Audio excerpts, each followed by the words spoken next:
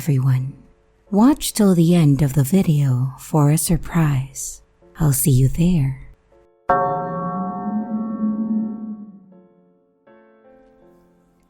Story by u/SS Siwa. I'll try to keep this pretty short. When my two sisters and I were younger, our great-grandmother passed away. She had a charm bracelet that meant a lot to her, so my mom took some charms from the bracelet and gave one charm each to me and my two sisters. So we could either put it on a necklace or a bracelet to remember her by. Mine was a single small gold shoe with a purple or red pendant at the toe of the shoe. It was significant to my great-grandmother because she had a large shoe collection that she loved. When I was searching for some earrings to wear this morning, I noticed the shoe charm in the pouch of my jewelry organizer. But as I continued looking, I saw another shoe charm in a different pouch of my jewelry organizer. I took them out and compared them, and they looked the exact same, but I only remember receiving one from my great-grandmother passed. The shoe charms are the same size, same material, the pendant is the same, and even some dents and other imperfections are on both. I called my mom ASAP and she confirmed that there was only one shoe charm and not two.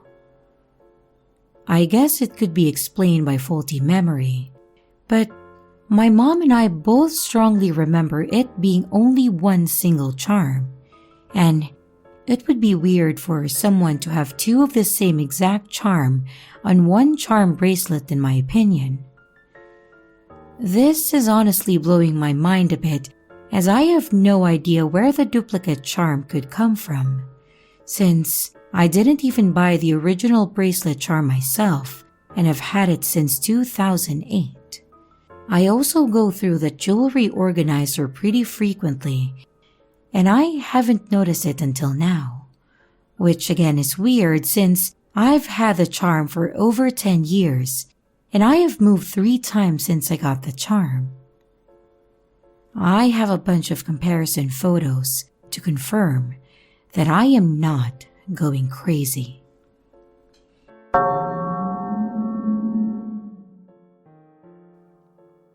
I have a weird thing that happened with myself and my mother that I don't know if it's a glitch in the Matrix or some kind of parallel universe situation, but it was weird as hell. And honestly, it freaked me out. So, to give you just a bit of perspective and show you how things are normally, I live about an hour or so away from my parents, and we're all really close. I have always been super close with my mom, and I genuinely love my dad. So, when I moved out, things were very difficult for all of us. Because of that, we made a promise that we would meet up every other weekend on Sunday for dinner. That way, we got to see each other on a regular basis, but it wasn't too intrusive, and no one had to drive too much to make it work. Of course, it was always me driving to their place, so it was more to help me not have to spend too much on gas. Now, there have been very few instances where I was unable to make it, or had an issue that would prevent me from driving over to their place, and if that happened, we would either put it off a week, or they would come over to my place. Usually, we would just push it off to the next week, but they had been over once or twice. On these days, I would always leave at 1 in the afternoon to be there around 2, and I would stay until around 10, basically spending all afternoon and evening with them. If I was running late, I would always call them to let them know, or if we had to cancel, I would call them. Alright, so that all out there, there was what I guess you would call an event that happened during one of our weekends last year that was really, really weird. It was in October, because it was starting to get cooler, but it wasn't yet snowing. On this particular weekend, that Sunday to be exact, I was leaving the grocery store and had somehow managed to get a large roofing nail in my tire. Not sure how, but that's not really important. I just got home and saw that there was a decent-sized nail in the side of the tire. I did the whole check thing with soapy water, and sure enough, it was bubbling. So, not only was there a nail, it was leaking air. Because of where the nail was, I wasn't willing to drive and have it potentially cause a blowout. So, I called my mom's cell phone to let her know that I wasn't going to make it. Strangely enough, she didn't answer. I figured that she was probably busy, so I called my dad, and he also did not answer. At this point, I was a little bit confused. But again, they're adults. They aren't always glued to their phones, so I assumed that they were just really busy with something else. I called my mom's phone one more time, and I decided to leave a voicemail. I remember what I said in this voicemail verbatim. And yes, that is actually important to this event. I said, "Hey Mom, I wanted to call and let you guys know that we're gonna have to cancel this weekend. I have a nail in my tire. I'm gonna take it in this week, so we can just meet up next Sunday instead." I said those exact words, and I know that was what I said, because it's what happened. After that, I went about my business, made myself dinner, did some work, and then went to bed. Cue the next morning, where all hell had seemingly broken loose. I woke up to multiple texts and missed calls from my mother, but all of them were from that morning, around 5 or 6 in the morning. I immediately called my mom to check in, thinking that something had happened, and she asked me if I was okay. I told her I was fine, and I asked her what was going on. She then asked me why I never showed up last night, and why I hadn't been answering my phone. I told her that I never got a call from her last night, and then I mentioned the voicemail that I left for her asking if she got it. That's when it got weird. She said, "The voicemail you left saying you were running late?" I was a bit confused, but then said, "No, the voicemail where I said I wasn't going to make it at all, because there was a nail in my tire." We went back and forth on this for a while, but really weren't getting anywhere. So, I asked her if she and Dad wanted to drive up for lunch or something, since I was going to take that day off, to which she agreed. They drove up, we went to get food, and then I decided to ask about what was going on that previous night, and I was blown away by what she said. My mom said that at around 11 that morning, she had gotten a voicemail from me that said I was running late, and that I said I would be there around 4 instead of 2. She said that she tried to call me back, but my phone was going straight to voicemail, so she left me a message and then also sent me a text saying that it was okay. 4 o'clock rolled around, and they were concerned. So they tried calling me again, and once more my phone was going straight to voicemail. They had both tried calling and texting me multiple times, but I apparently was not responding to them. She said that they then called my brother, who lives around 15 minutes or so north of me, and asked him to come by and check on me. He claims that he got here and the lights were off, and that no one answered the door. They said that they had been trying to get a hold of me all night, and had even been calling hospitals and police stations to see if I had been arrested or gotten into an accident. She even showed me her voicemail, and had me listen to it. But it was the weirdest thing because, while I could hear my voice saying I'm running late, it sounded choppy, like it was fading in and out. They showed me all of the outgoing calls and the texts that they sent, and even the timestamp of when they called my brother. based on this, he showed up at my house around 7 that night, when I was just sitting on my couch and watching Netflix, and eating some leftover spaghetti that I had made. I was seriously confused and conflicted. I told them that I had called, and then said that I had said I wasn't going to be there because of the nail in my tire, and I told them that I was home the entire night. Basically, my night was the polar opposite of what they said happened. I was home. No one ever showed up at my door. It wasn't like my brother went to the wrong place. He comes over all the time, and he definitely knows where I live.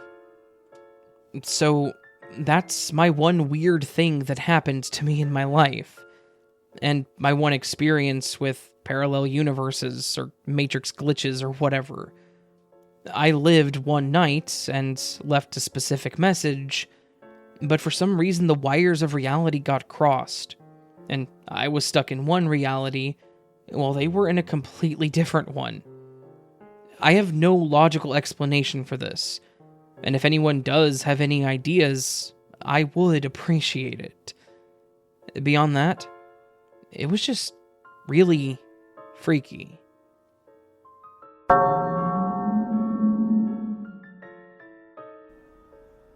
Story by u/user01980. A little bit of a backstory about my mom. My mom had always been spiritual and religious. She says she is a part of God's light. But I don't believe any of that. I'm a hardcore atheist. I just think that she found a way to hack the simulation without even realizing it. So my mom always says a prayer when she loses something, and she would miraculously find the thing she lost in the most unexpected places. She even says the prayer for other people when they lose something. Literally one time, she said the prayer to one of her friends who lost their earrings in the sink. She watched the earrings fall into the sink, and after asking my mom to say the prayer, she found them on the floor of her living room. But that's only one of what my mom does. I don't even know anymore. So one day, I was sarcastically telling my mom to say a prayer to find my old precious puppy doll, which I lost a long time ago. She literally said, "I'm afraid that you will go insane after finding it there, in a completely different country, and you won't be able to handle it." At that time, I was moving to another country, so I was like, yeah, right. So, I moved to another country, and guess what I found? Not the puppy doll, unfortunately, but I found a hair clipper that I lost almost 2 years ago. It suddenly appeared in one of my bags in the country. I was shocked because I literally searched for it everywhere. Plus, I selectively chose each and every item that I put in my bag and then sealed it shut. I tried to rationalize it that I must have missed it, but there's just no way. Because I made sure to take only what I needed, and the hair clipper just wasn't there. I didn't ask my mom about anything, because she would try to tease me, almost bully me, because I don't believe in a God. And now, that happened.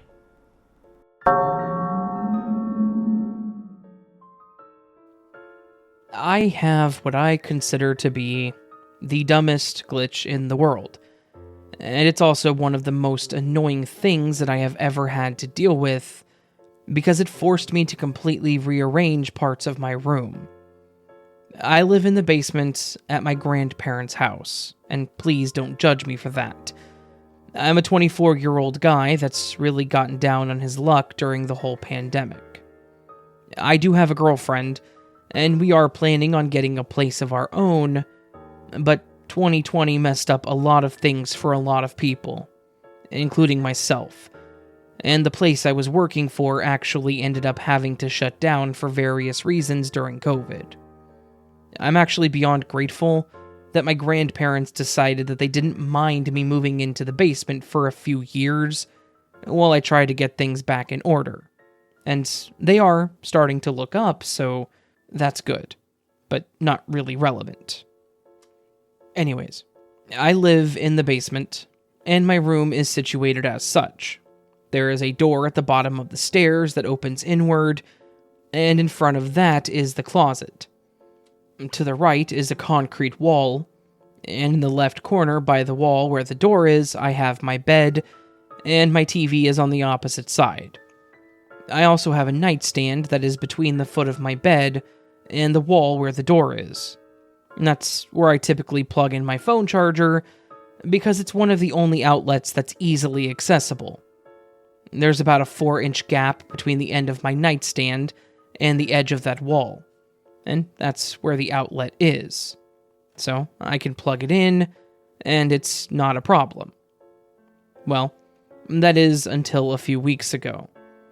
My grandparents and I went out to have brunch, which is something they like to do, and they will sometimes invite me along.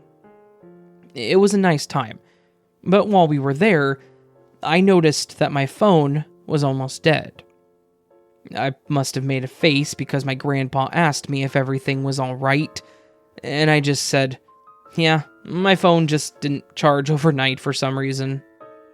He laughed, and then made a joke about me forgetting to plug it in, and I said that I must have just unplugged the charger from the wall and not realized it. Then, we moved on from there. When we got home, I immediately went downstairs to plug my phone in. I grabbed my charger off of my dresser and went to plug it into the outlet by the nightstand. When I noticed, there was no outlet there. I was beyond confused. I was literally just standing there on my knees and staring at a wall where there used to be an outlet. And there was no outlet. I always plugged my phone into this spot on the wall. I know this because it was in a perfect location for me to do so. And then I would put the phone on the nightstand, and that was that. But now there's no outlet at all. I started looking around at the wall around where the outlet used to be, and there's now an outlet on the other side in the corner that is blocked by my nightstand. There was literally no way for me to plug my phone in there and have the nightstand where it is. The plug wouldn't even fit in the gap that's there, and if it did, it would bend the hell out of the cable. I know it's dumb, like I said, but it's the weirdest thing that has ever happened to me. This outlet literally shifted spots on my wall on a random Sunday. Because of this, I ended up having to completely rearrange how I had my room set up, so that I could better utilize the plugs. I did ask my grandparents, but they both said that they couldn't remember the outlet layout of my room, so they were no help. Either way, that was my glitch. It was just a random day where an outlet decided it wanted to hide in the corner instead of where it once was, and then forced me to move everything so I could use it. It was incredibly annoying, but I guess it just is what it is.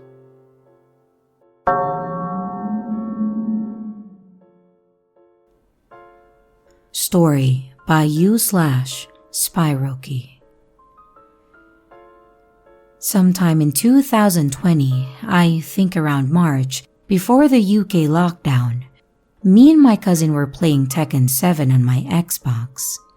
Out of nowhere, the game crashes and goes back to the Xbox home, and so I thought, oh, must have been a little malfunction. I click on the icon to start playing again, and a message that says, "Enter a disc to play this game," pops up. I knew from there that the disc must have gotten stuck, and so was my gutted, but not too much, as I only play the Xbox when my cousin is around, and also I have the game on PC.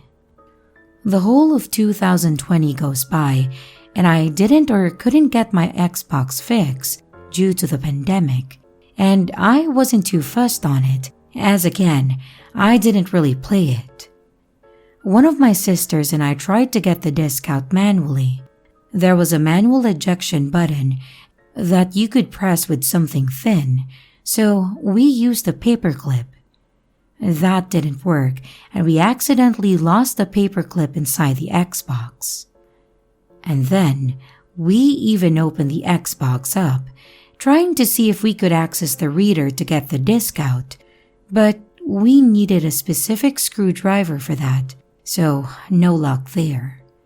We eventually gave up and my sister checked the game case, just in case, but no game was in it.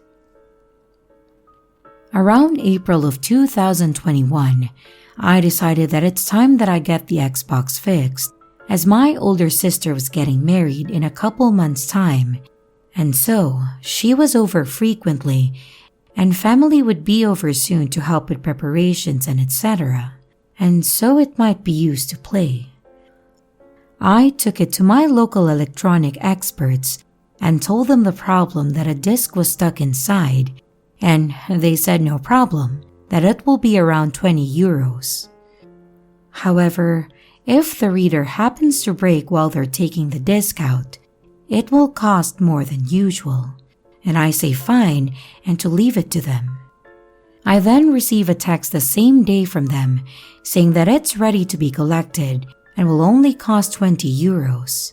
And so I remember being happy as there was no damage done.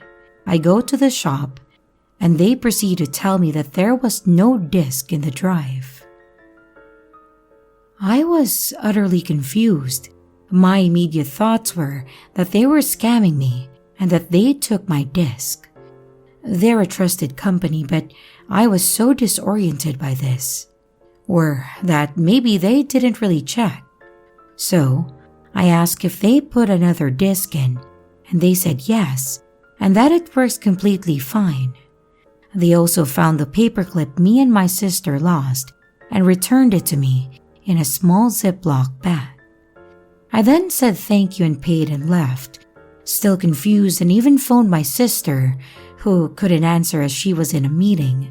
So, I texted her everything, to which she then phoned me soon after. I tell her that they didn't find the disc, and I think they may have taken the disc, still believing this outrageous hypothesis that I made. I go home, and just to make sure that I'm not going crazy, I check the Tekken 7 case. And what do you know? The game is there! I remember telling my sister this over text, and she phoned me again also confused, stating that she checked the game case on the night we opened the Xbox up, just to make sure that I wasn't being silly. But it really wasn't there. I still don't know what happened, and I asked both my mom and dad, even though they never touched the Xbox, if they had maybe seen the disc and put it back in, and they both denied. I then thought maybe a guest or an extended family member came over and saw it and then put it back. But then I remember that it was locked down, so no one would have been at our house anyways. This really sucked, as it meant that I could have used my Xbox for the past year, but I didn't. But you couldn't blame me, as I was 100% sure that there was a disc inside. I genuinely would have betted my life on the fact that there was a disc inside. I've got several far-fetched explanations, but they are all a reach, and I genuinely believe that I and my family, or by Xbox, entered a parallel universe or something, or experienced memory loss from carbon monoxide poisoning, as these explanations just do not make sense. Explanation 1, which is the most realistic one. Me and my cousin were actually playing on my PC. This doesn't make sense, however, as I and him specifically remember playing on the Xbox. We also always play on the Xbox when he's here anyways, as it's much easier than getting my laptop out, then plugging the HDMI in, etc. And also, I remember the message about entering a disc coming up. Explanation 2, which is very far-fetched, that after a while, out of autopilot, I maybe saw the disc ejected and put it back in the case but forgot. This obviously doesn't make sense, as I would have remembered something like this, even if it was autopilot, due to the seriousness of the situation, which is my Xbox potentially being broken. Also, I remember my sister opening the game case and seeing no game in there. She also opened the other game cases just in case.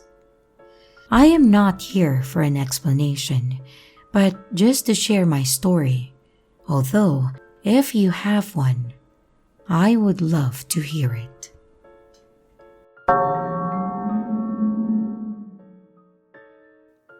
I have a fairly strange story about something that happened to me when I was a kid, and it was the first time something like this had ever happened to me. I was around 10 years old, and we had just moved into a new house in a city a state or two away because my mom had taken a promotion at her job, and they wanted to transfer her to the branch that was out here. Obviously, I was a bit devastated as I had to leave the school that I'd been attending for most of my childhood, as well as leave behind my 2 friends that I'd known since I was a baby. My parents were adamant that I would just make new friends, so I had to suck it up and accept that we were moving. A few weeks after we had moved in, we were walking around the block to introduce ourselves to the neighbors, and a few houses down was a man that worked for the same company as my mom, so basically one of her new coworkers. He had a son named Chris, which was my name as well, but I was Chris with the K. Not relevant, but as a kid it was the most important thing to me. For some reason, I never really considered Chris to be a good friend, but he was definitely an acquaintance of mine. I ended up being better friends with some of the other kids on the block that I actually met through Chris. After a few months, Chris and I weren't doing much together, but we still talked whenever we saw each other. So we both knew that the other was still alive. There was one day during the summer that a group of us decided we wanted to go swimming down at what was essentially a small pond with a dock. It was on land that was owned by one of the other guys, Johnny. So we were allowed to mess around in it as much as we wanted to.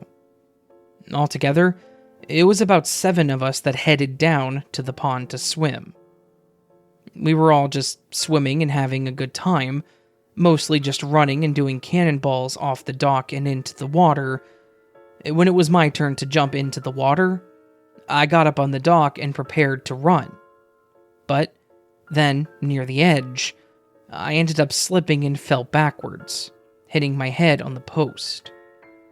When this happened, I remembered slipping and basically falling in slow motion. Then, my head hit the wood, and I remember there just being this sharp pain. The next thing I can recall is falling into the water and not being able to move. Like, at all. I was staring up at the surface of the water, unable to close my eyes, just thinking about how I was dead. Like I said, I was only 10 or 11 at the time, so I really should have had no frame of reference for what death felt like, but I knew right then and there that I was either dying or had died, and my brain just hadn't powered off yet. I could feel that my lungs were empty, and I remember the taste of water as it filled my mouth. Then, I remember seeing Chris swimming down towards me with his hands out, like he was my savior. And then it all went black. When I woke up, I was lying on the ground outside the pond with Johnny's parents leaning over me, and the boys all panicking in the background. When I came to, I literally gasped for air, and I remember coughing really hard and spitting out a bunch of water, and I could hear Johnny's dad asking me if I could hear him. I nodded that I could, and just kind of laid there staring up at the sky and watching the clouds. The other boys had gone from panicking to celebrating, I'm guessing because I didn't die. I remember sitting up and asking what happened. Johnny said that I had slipped and hit my head, and then fell into the water. It slowly came back, and I remember finishing off what he said with, "Oh yeah, and then Chris jumped in to save me." I then looked around to thank him, and I realized he wasn't there. I asked where he went, and they all kind of just looked at me. Johnny laughed and said, "Dude, you're Chris." To which I said, "Yeah, no, Chris with a CH, the other Chris that was here." Nobody had any idea who I was talking about. They all just kind of stared at me and looked around confused. Johnny's dad said that my parents were on their way, and that I should probably get looked at to make sure I didn't cause damage to my head. I nodded along and got up slowly to sit on the front porch waiting for them. On the way to the hospital, I actually asked my mom if she remembered Chris. I don't know why I felt compelled to ask, but he was the son of her coworker, so she would surely know who he was. To my surprise, she said that she didn't know anyone named Chris other than me. I told her, "No, the Chris with the CH, the one that's your coworker's son. We met him right after we moved into the house, when we were introducing ourselves to the neighbors." My mom then told me that none of her coworkers lived on our block, and that, to the best of her knowledge, none of them had a son named Chris. So, to this day, I am the only person that remembers my friend Chris, the one that I met when I was 10, the one that was my mom's coworker's son. Nobody else in my family, and none of the other childhood friends knew who Chris with a CH was, despite him being the person that saved my life, and someone that I know that I hung out with on several occasions. I know that he existed. I know that he and I were decent enough friends. And I know that he jumped into the water to save me when I was drowning. But yet, he seemingly never did. I have nothing to prove that he did exist, unfortunately, other than the memories in my head. I will say that losing a friend to the Matrix, so to speak, specifically one that saved me that day, is the most painful childhood memory that I have. And while he doesn't seem to exist in this timeline, I will never forget that day, and the fact that he saved me.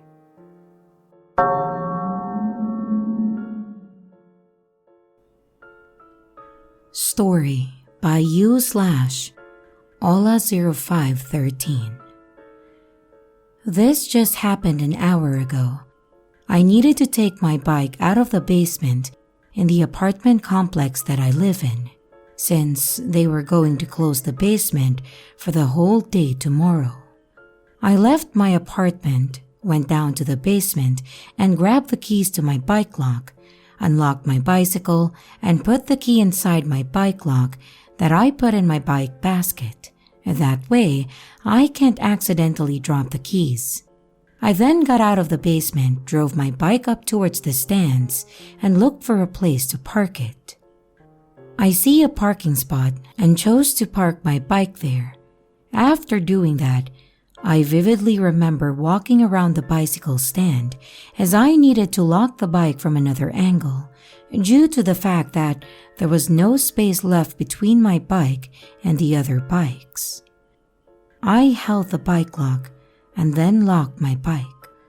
Just to give you a bit of information, what I consider even more weird is my mom gave me another key for another lock for extra protection, as there's often bike theft in the area, and she put it on the keyring that I have my actual bike lock key.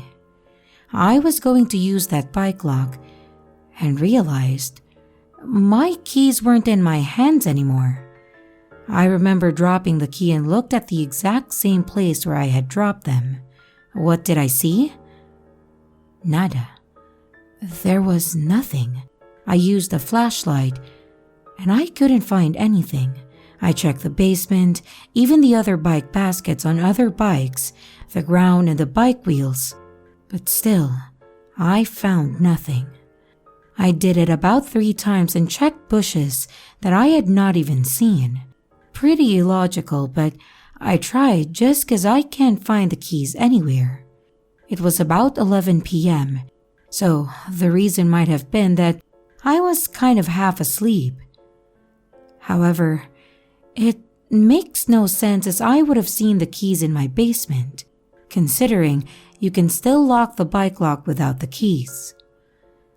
My first thoughts were that they were in the basement and I was just unaware of that. Or I would have seen the keys, but I didn't see them and I looked everywhere possible. I lost my card last week as I was going to a graduation celebration and I had only walked for around 5 to 10 minutes and then realized my card wasn't in my pocket. This, of course, might have just happened unintentionally. But when it happened, I remembered how I literally had the card just a couple of seconds before it wasn't in my pocket. My decision was to try and find it as I had walked straight. I couldn't find anything, and there was absolutely no wind. A couple of days later, someone called and said that they had found my card. Strange. And here are the top comments from my last video.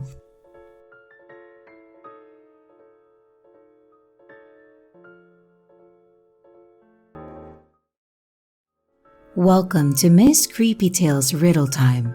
If you know the answer, feel free to leave it in the comments. And the winner gets to be featured in the next video. I have a body and a leg and arms as well as a head. I am naked and bare, and not a living being. What am I? Hello everyone, it's your creepy sister here. Thank you so much for watching the video. I really appreciate each and every one of you. But I would also like to thank my amazing patrons, my top tippers, and my dearest channel members. Thank you very, very much. I really appreciate it with all of my heart. If you want to support the channel further, you could also choose to become a patron, a tipper, or a channel member. But remember, it's appreciated, but never a requirement. I would also like to announce that we have merch now. The link is in the description of the video, along with all my other social media links, like my Discord server, Twitter, Instagram, and others. You can connect with me and send your stories there. And don't forget to like and subscribe if you haven't yet, and comments are highly appreciated. And remember, your fear feeds me.